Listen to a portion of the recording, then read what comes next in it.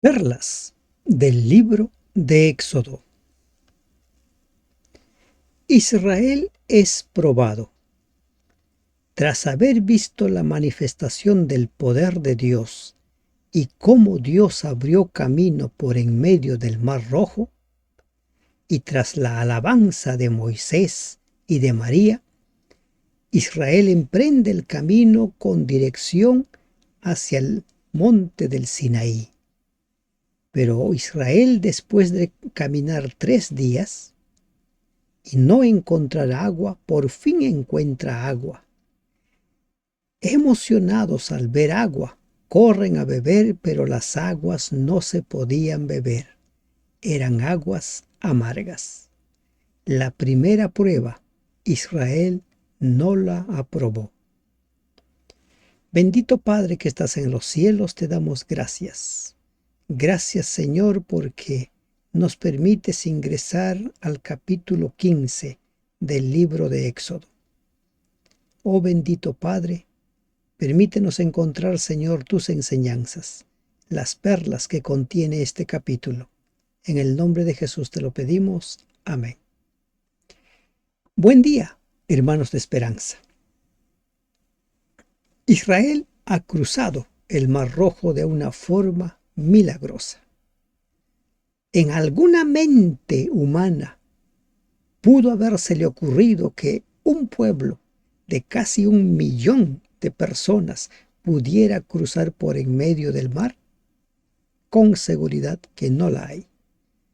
Y esa es una muestra de que las soluciones de Dios van más allá de la imaginación que podamos tener, por más creativos que podamos ser. Pero ahora ellos deben de empezar su recorrido. Dios los ha sacado. Ahora Dios les va a decir cómo deben vivir. Antes de continuar, permítanme animarlos a seguir compartiendo. Sigamos invitando, compartamos, animemos a la gente al estudio de la Biblia, un capítulo cada día, versículo a versículo. Encontremos las perlas que tiene la Biblia para nuestra vida. ¿Qué perlas tiene este capítulo? ¿Qué vamos a aprender hoy día de este capítulo? Ingresemos al estudio. Entonces cantó Moisés y los hijos de Israel este cántico a Jehová y dijeron: Cantaré yo a Jehová, porque se ha magnificado grandemente y ha echado en el mar al caballo y al jinete. Jehová es mi fortaleza y mi cántico, y ha sido mi salvación.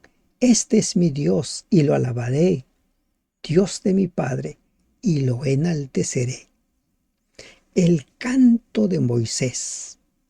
Cuando nosotros leemos en Apocalipsis capítulo 15, versículo 2 dice: Vi también como un mar de vidrio mezclado con fuego, y los que habían alcanzado la victoria sobre la bestia y su imagen. Prestemos atención a esta declaración. Los que habían alcanzado la victoria sobre la bestia y su imagen. ¿Y cómo es que ellos alcanzaron victoria sobre la bestia y su imagen? Tenemos un ejemplo de cómo se alcanza la victoria contra los enemigos en la historia de Israel. Este pueblo, el apóstol Juan lo ve, ¿dónde? Y cantaban el cántico de Moisés, siervo de Dios, y el cántico del Cordero, diciendo: Grandes y maravillosas son tus obras. Están allí parados en el mar de vidrio, delante del trono de Dios. Todos los que vencieron sobre la bestia y su imagen y su marca y el número de su nombre estaban en pie. Todo Israel ahora está en pie y están cantando el cántico de Moisés. ¿Cómo se vence? Aquí encontramos, miren, aquí encontramos un ejemplo claro de cómo se vence al dragón, cómo se vence a la bestia, cómo, siguiendo la palabra de Dios. desde que Moisés llegó a Egipto. Transmitió literalmente el mensaje de Dios.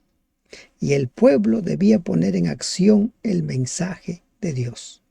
Después de salir de Egipto, se encuentran ahí entre el Mar Rojo y el ejército egipcio, y la orden es marchen.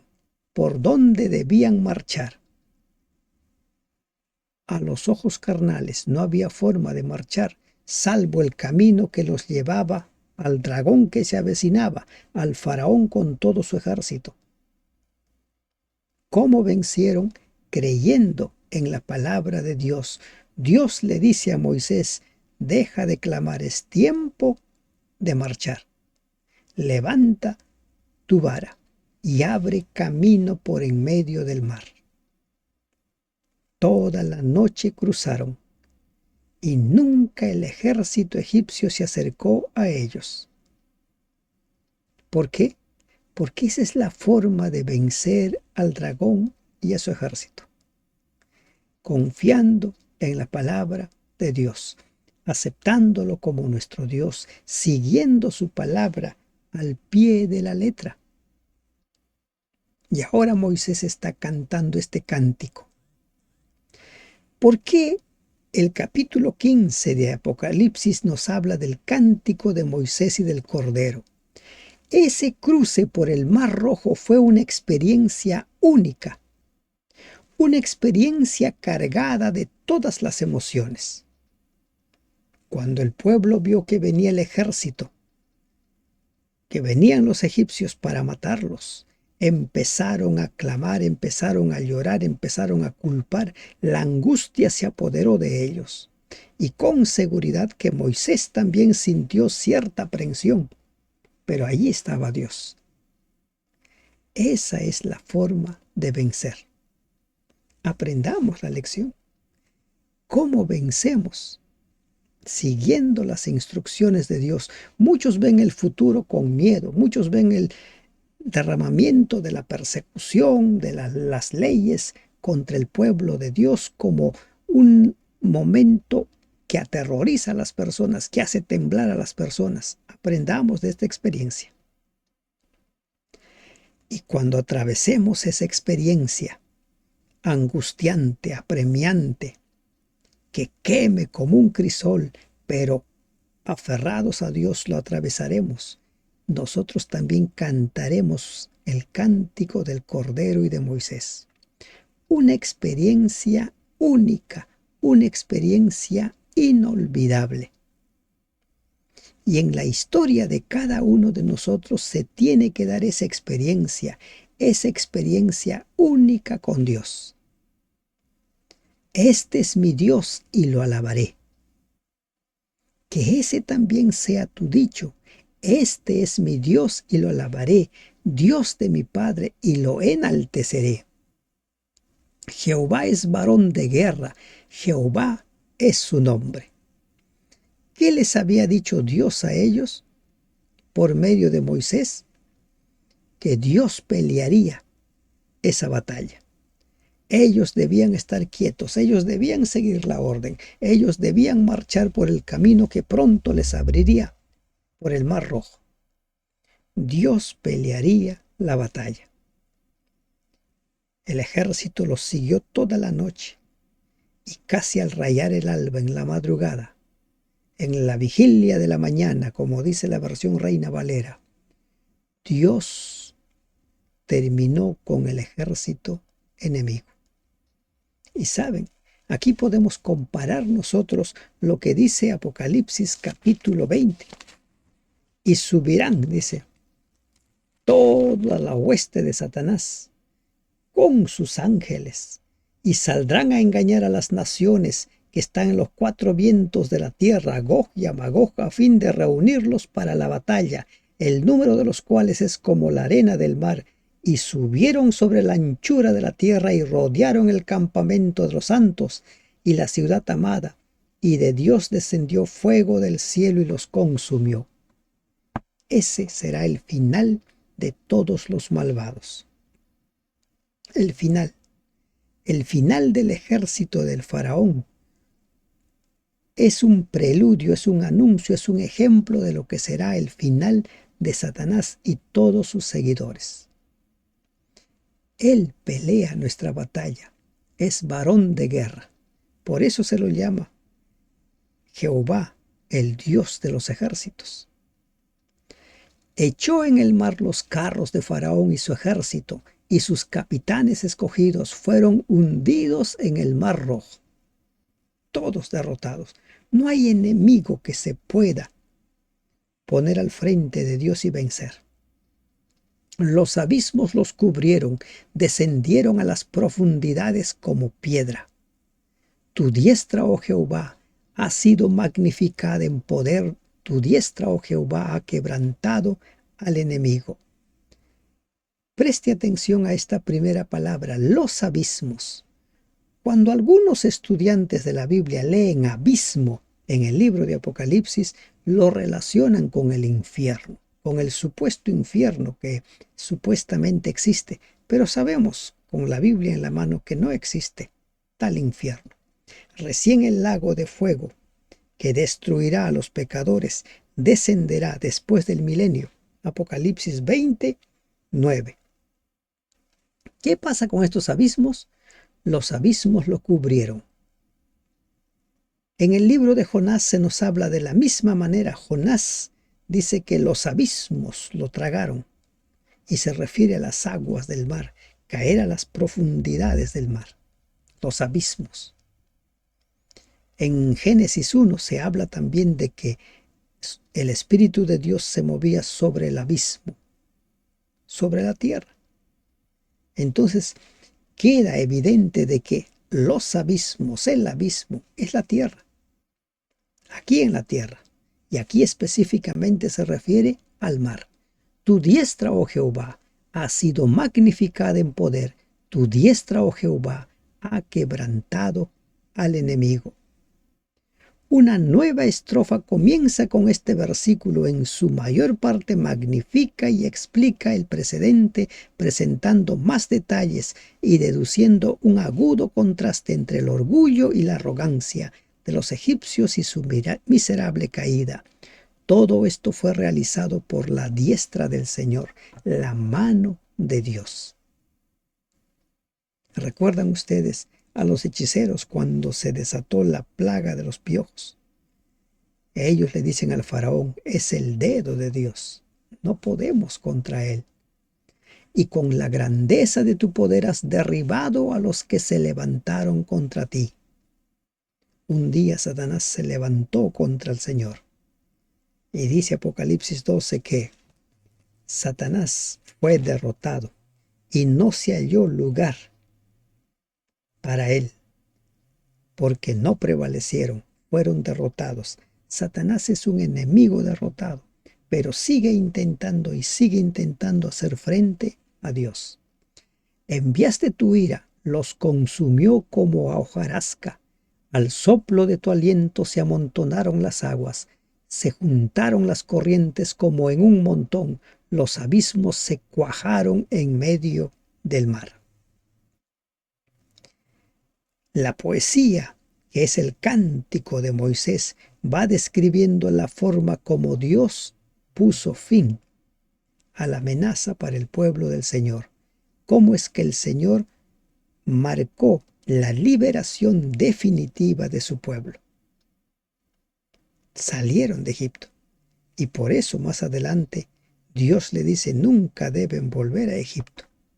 Pero lamentablemente las generaciones posteriores hicieron caso omiso a la orden de Dios. El enemigo dijo, perseguiré, apresaré, repartiré despojos, mi alma se saciará de ellos, sacaré mi espada, los destruirá mi mano, soplaste con tu viento, los cubrió el mar. Esos son los planes del enemigo. Así obra Satanás. Piensa derrotar, piensa vencer, piensa aniquilar al pueblo de Dios. Aparentemente algunas veces vence, aparentemente. Pero al final Dios es el vencedor. Soplaste con tu viento, los cubrió el mar, se hundieron como plomo en las impetuosas aguas. Soplaste, dice. Interesante esa declaración. Esa declaración presenta otro hecho que no está mencionado directamente en la narración de la destrucción de los egipcios, aunque está en completa armonía con ella, así como un fuerte viento oriental había separado las aguas y las había contenido para los israelitas. Ahora un viento del oeste o noroeste precipitó las aguas sobre los egipcios. En obediencia a su creador, el viento sirvió con eficacia para rescatar a su pueblo y para destruir a otro. Un mismo viento sirvió para rescatar y para destruir. Un mismo viento, así como una misma nube, fue oscuridad para los egipcios y luz para Israel. De la misma manera, la palabra de Dios es vida para su pueblo, pero es muerte para aquellos que no quieren aceptarlo como su Señor. ¿Quién como tú, oh Jehová, entre los dioses? Una vez más Moisés retoma su cántico de alabanza y victoria. Esta tercera estrofa asegura al pueblo de Dios que el Eterno terminará la obra de salvación ya comenzada. ¿Quién como tú? ¿Quién como tú, magnífico en santidad, terrible en maravillosas hazañas, hacedor de prodigios? Extendiste tu diestra, la tierra los tragó. ¿Qué vemos aquí? Moisés va describiendo su experiencia. Moisés nos va contando por medio de este cántico cómo es que Dios los libró. Lo que el Señor ha hecho hasta aquí está considerado como una promesa de lo que en el futuro todavía tiene en reserva para aquellos que lo siguen, a donde Él se dirige. Lo que Dios hizo por Israel para rescatarlo, hará por cada uno de nosotros, hará por su iglesia, por su pueblo. Y es eso lo que se menciona en las plagas finales registradas en Apocalipsis 16. Condujiste en tu misericordia a este pueblo que redimiste, lo llevaste con tu poder a tu santa morada. ¿Cuál es el objetivo? Llevarlo a su santa morada, llevarlo a la tierra prometida. Y esa es la promesa de Dios, ese es el propósito de Dios. Dios nos pide que le sigamos, porque solo Él nos puede conducir a la Canaán celestial. Lo llevaste a tu santa morada, lo oirán los pueblos y temblarán, se apoderará dolor de la tierra de los filisteos.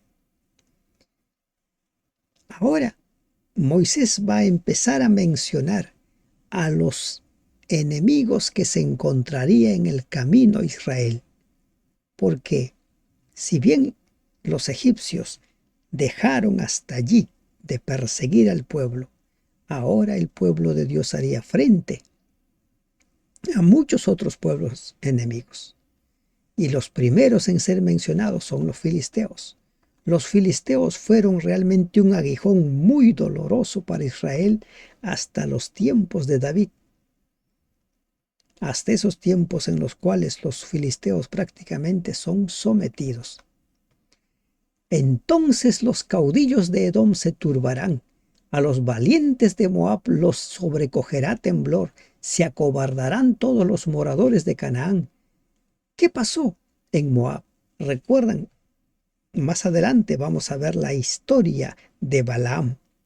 Los de Moab compran los servicios del profeta apóstata Balaam con la finalidad de maldecir a Israel. ¿Por qué quiere maldecir el rey Balac a los israelitas? Porque no había quien los hiciera frente. Y cuando Balaam intentó una y otra vez maldecir a Israel, al final lo que hizo fue bendecir y bendecir una y otra vez a Israel. Los enemigos sabían quién era este pueblo, quién era su Dios. Y aquí encontramos una perla para nosotros. El Dios a quien adoramos es conocido como el Dios Todopoderoso por la gente que nos rodea? ¿Ve la mano del Dios Todopoderoso en nuestra experiencia diaria? Caiga sobre ellos temblor y espanto. A la grandeza de tu brazo enmudezcan como una piedra. Hasta que haya pasado tu pueblo, oh Jehová, hasta que haya pasado este pueblo que tú rescataste. Que queden ahí pálidos, congelados, sin poder hacer nada, hasta que el pueblo haya llegado a la tierra prometida. Eso hubiera sucedido si este pueblo no se hubiera alejado de Dios con sus dudas, con sus murmuraciones. Y lamentablemente, muy pronto empezaría este pueblo a mostrar su corazón duro, su semblante de hierro. Tú los introducirás y los plantarás en el monte de tu heredad. ¿Quién va a ser el que los va a introducir? Dios. En el monte de su heredad. No era probablemente el país de colinas de Canaán, a diferencia de lo sostenido por algunos comentadores, sino más bien el monte que el Señor había elegido para su santuario, Salmo 78, 54. Pero ¿quién los llevaría? Dios. Lo mismo sucede en nuestro caminar, en nuestro peregrinar hacia la Canaán celestial. Es Dios quien nos va a introducir, porque la salvación solo es posible por Dios, por la gracia de Dios, por la obra de Dios. Nosotros no podemos hacer ese recorrido. En el lugar de tu morada que tú has preparado, Jehová, en el santuario que tus manos, oh Jehová, han afirmado, Jehová reinará eternamente y para siempre. Eternamente. Moisés veía el establecimiento del pueblo de Dios, el establecimiento del reino de Dios. Estaba vislumbrando en este cántico profético cómo es que al final el reino de Dios quedaría establecido para siempre. Jehová reinará eternamente y para siempre. Pudo haber sucedido eso en la historia de Israel. Lamentablemente no sucedió, pero este establecimiento del reino eterno sucederá muy pronto, cuando Cristo venga por segunda vez. Porque Faraón entró cabalgando con sus carros y su gente de a caballo en el mar, y Jehová hizo volver las aguas del mar sobre ellos, mas los hijos de Israel pasaron en seco por en medio del mar. Faraón, humanamente hablando, tenía todas las de ganar. Tenían caballos, tenían carros de guerra, tenían ejército, mientras que al otro lado solo eran multitudes de ex esclavos que huían. Pero Dios peleó la batalla de su pueblo, como sucederá en el tiempo del fin. Como sucede hoy cuando tú estás afrontando guerras, batallas, cuando tú estás afrontando la oposición de los enemigos del pueblo de Dios. Jehová pelea tus batallas. Ellos pasaron en seco, mientras que el otro ejército fue completamente destruido. Pero no solo Moisés cantó, también María cantó, y María la profetiza. Esta perla es interesante. Aquí encontramos por primera vez, María es la primera mujer a quien la Biblia honra con este título. Posteriormente aparecen otras, por ejemplo, Débora, Ana y muchas otras profetisas, pero María es la primera a quien se le da este título de profetisa. No tenemos libros escritos por María, y eso es una prueba de que no todos los profetas tienen un libro escrito en la Biblia. Hermana de Aarón, tomó un pandero en su mano, y todas las mujeres salieron en pos de ella con panderos y danzas. Hay quienes dicen, bueno, aquí está la prueba de la danza, entonces mucha gente se pone a danzar. ¿Saben? Esa danza fue espontánea. No escuchamos otro relato en los libros de Moisés que María se haya puesto a danzar. Son experiencias únicas en la vida de la persona. No es algo que, como otro lo hizo, yo también lo voy a hacer. Tu experiencia y mi experiencia con Dios no son las mismas. Pero hoy en día muchos danzan supuestamente en las iglesias, en las congregaciones, porque María danzó, porque David danzó. Esas experiencias fueron únicas en la vida de esas personas. Cada uno tiene su experiencia. Insisto, tu experiencia nunca será la misma que la mía o la de las demás personas. El empleo de danzas en las ceremonias religiosas, tan contrario a las ideas occidentales del decoro, siempre ha sido aceptable para la mentalidad y los sentimientos orientales. Varios ejemplos de danza religiosos se encuentran en las narraciones del Antiguo Testamento. Encontramos a David, a la hija de Jefté, a las vírgenes de Silo que celebraron una fiesta. De esa forma, la danza también es mencionada con aprobación por el salmista Salmo 149:3, pero son experiencias particulares. No es algo que se repita cada día, cada semana. La adoración es una experiencia única, particular. Los bailes sociales modernos no tienen el menor parecido con las danzas religiosas de los tiempos bíblicos, pues en ellas no se mezclaban hombres y mujeres, y el único propósito de los participantes era expresar amor, dedicación y agradecimiento a Dios. La danza antigua era una parte integral del ritual del culto. Aquí, puras mujeres danzaron aquí. Puras mujeres. Mientras ellas danzaban, María les respondía: Cantad a Jehová, porque en extremo se ha engrandecido, ha echado en el mar al caballo y al jinete. María con su coro femenino cantaba en respuesta al coro masculino, probablemente a la terminación de cada estrofa del canto: Cantad a Jehová, porque en extremo se ha engrandecido. Ese Dios todopoderoso que sacó a Israel de Egipto es el mismo Dios todopoderoso a quien nosotros adoramos. Hasta aquí los cánticos de Moisés y de María.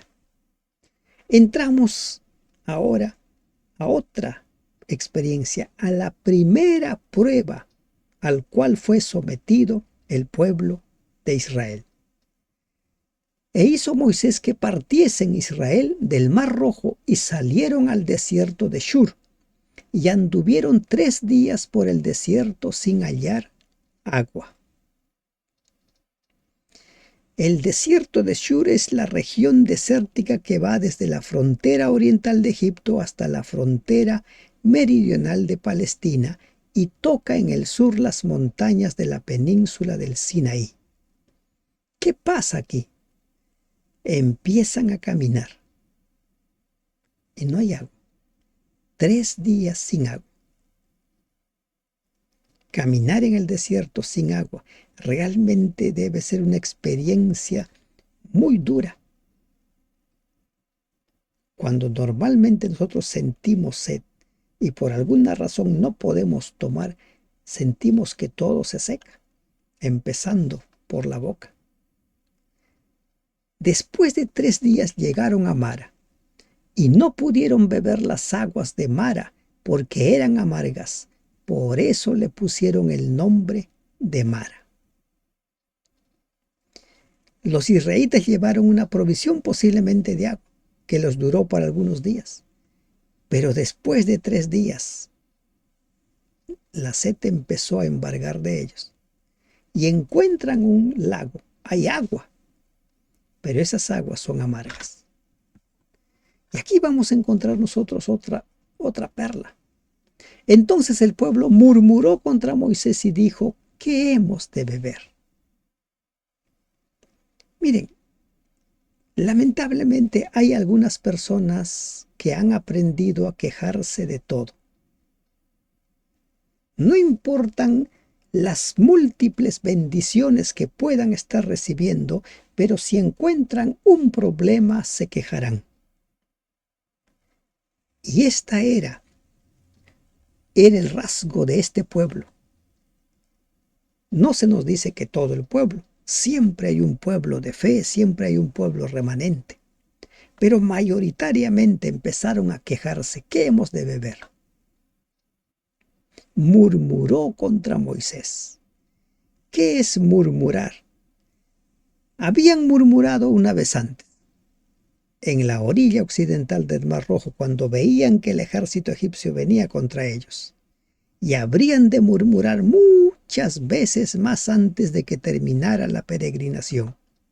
La murmuración iba a ser una manera usual de desahogar la amargura de su alma ante las dificultades que encontraron regularmente. Murmurar. No nos acostumbremos a ser murmuradores. No olvidemos las bendiciones de Dios. Hay ocasiones en las cuales todo el día uno puede estar pasándola bien. Puedes ver la mano de Dios, bendiciones, y por ahí aparece un problema. Nos concentramos en ese problema y decimos que nuestro día ha sido pésimo, que nuestro día ha sido malo. No nos quejemos de todo. Cuando sientas ganas de murmurar, cuando sientas ganas de quejarte, haz una lista de las bendiciones de Dios en tu vida. Y después compara si son más las bendiciones o son más las necesidades de carencia. ¿Y aquí qué sucedió? No hay agua. ¿Qué vamos a tomar? Y Moisés clamó a Jehová. Esta va a ser la constante de Moisés. Moisés no busca la solución con su capacidad, con su inteligencia. Los problemas lo lleva a Dios. Esta perla hay que tenerlo claro. Cada problema llevémoslo a Dios. ¿Qué hace Dios? Jehová le mostró un árbol y lo echó en las aguas, y las aguas se endulzaron. Allí les dio estatutos y ordenanzas, y allí los probó. No se revela el nombre de ese árbol. Se dice que hay diferentes árboles o plantas en diversas partes del mundo capaces de endulzar o de amargar el agua. Miren, así como hay una cantidad de plantas que tienen propiedades medicinales, pero que ignoramos. Y hay quienes sí conocen y le sacan provecho a esas propiedades. Y aquí Dios le muestra, dice a Moisés, un árbol. Todo parece que Dios tenía preparado la solución. Tenía preparado ahí la solución al problema. No hay agua, las aguas son amargas. En ocasiones Dios permite las pruebas en nuestra vida. Y aquí que dice, y allí los probó, pero esa primera prueba lamentablemente ellos no pasaron. Y algo más encontramos en este versículo. Y lo echó Dios en las aguas, y las aguas se endulzaron. Allí les dio estatutos y ordenanzas.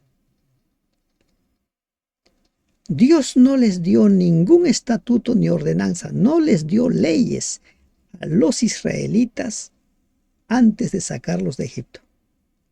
Después de sacarlos de la esclavitud de Egipto, recién les va a empezar a dar estatutos y leyes.